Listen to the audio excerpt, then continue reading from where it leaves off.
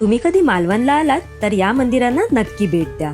कांदळगाव येथील श्री रामेश्वर मंदिर हे 16व्या शतकातील प्राचीन ऐतिहासिक स्वयंभू शिव मंदिर आहे.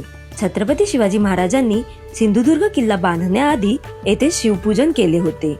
बिळवस गावातील चारही बाजूंनी पाण्याने वेढलेले श्री देवी सातेरी जलमंदिर. येथे देवीची कोणतीही मूर्ती नसून या वारुळ रूपात देवीची पूजा केली जाते. मसुरे गावातील आंगणेवाडी येथील अतिशय भव्य आणि सुंदर श्री भराडी देवी मंदिर.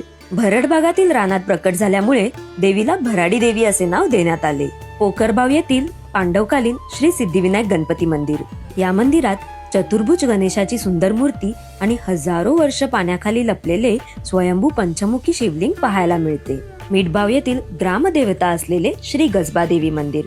हे मंदिर तांबरडेक बीचला लागूनच आहे. या मंदिरातून दिसणारा सुंदर समुद्राचा नजारा निसर्ग आणि श्रद्धेचा एक वेगळाच अनुभव देतो. दक्षिण कोकणची काशी म्हणून प्रसिद्ध असलेले आणि हजारो वर्षाचा इतिहास असलेले कुणकेश्वर मंदिर.